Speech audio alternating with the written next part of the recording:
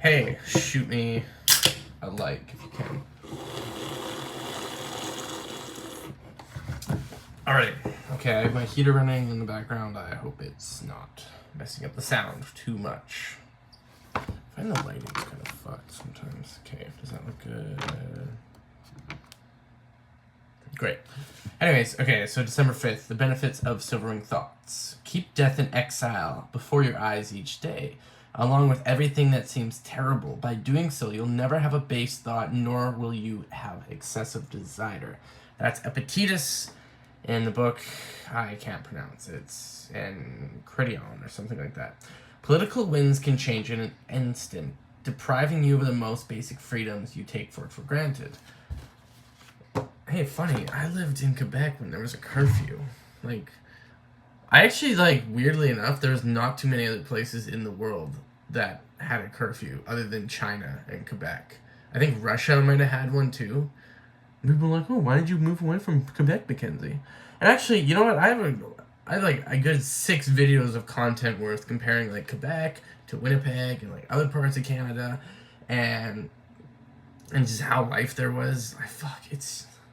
I made a couple shorts talking about this. It's definitely a lot like having that perfectly hot partner.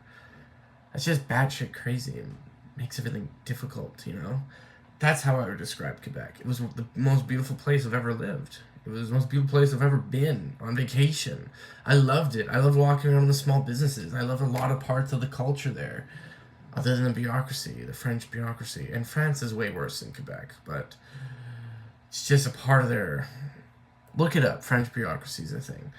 And I really enjoyed it, but it's just like having that girlfriend that's perfect and you have such a good time, but then it's or boyfriend, and it's baby, it's going so well and we're so perfect for each other. Why do you keep throwing my shoes in the backyard in the middle of winter? Why do you keep changing your Facebook status on Facebook to say you're single? Why are you taking the photos of me down? Just stuff like that.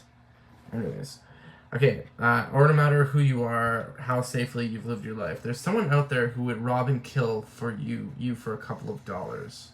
It's funny, dare I say his name. Andrew Tate, a clip of Andrew Tate popped up in my shorts today, and he was saying kind of the same thing. He was like, if there's a lot of people there, you think you might be having a bad life, a bad this, a bad that, but there's people that would kill to have what you have. They would kill to have a warm bed to sleep in. I have a warm bed to sleep in right there. It's awesome. I'm not as successful as I want to be, but I have a lot of things I should be really grateful for. I've got a roof over my head. I've got a bathroom in my main bedroom. That is my bathroom back there. I'm living with a really cool roommate. I have a really cool cat. I have a really good job. I'm really, really happy. I've got really cool new friends in my life. People that are positive. You know what I mean? There's a lot of good things going. And, yeah, I'm not ultra rich. I'm not one of the 1%. I'm not, completely self-employed like I would like to be one day.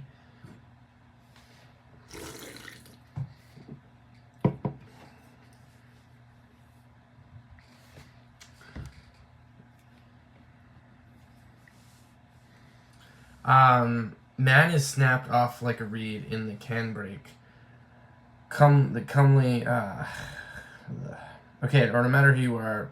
Okay, as it's written in the timeless epic of Gilgamesh, man is snapped off like a reed in the canbrake.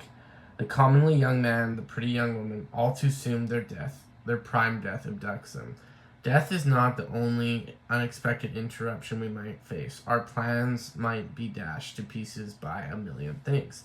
Today might be a bit more pleasant if you ignore those possibilities, but at what cost? Yeah, so, and it might throw people off a lot that I talk about Andrew Tate or Jordan Peterson, or, I don't know. I think Andrew Tate is an interesting fellow, and he has a lot of good things to say, and I just think he did the Trump thing, where he just wanted to say a bunch of wacky shit, and it got attention. And I think he says a lot of good, his more recent shit, and he says a lot of good motivational things, and, he says very motivating things, today, that clip of him saying, there's people that would kill for what you have, be grateful, don't be whiny, don't be bitchy, and, his whole, men supporting other men, and men worrying about themselves, and men, not making women, the main goal in their life, but like working on their business, like that's not exactly horrible. And I think people, I don't know, I think maybe there are women that take advantage of men. I think some of those women are the ones that will hate Andrew Tate's message. The one people that are like, oh yeah, like, fuck, how do I say this without sounding like an asshole? But it's like, yeah, like, why would you not want your boyfriend to take care of himself more? Like, what's wrong with men taking care of themselves more? I don't understand why that's such a horrible thing. Anyways, on that note, hit me a like if you haven't. Fuck, Anyways, talk to you later. Bye.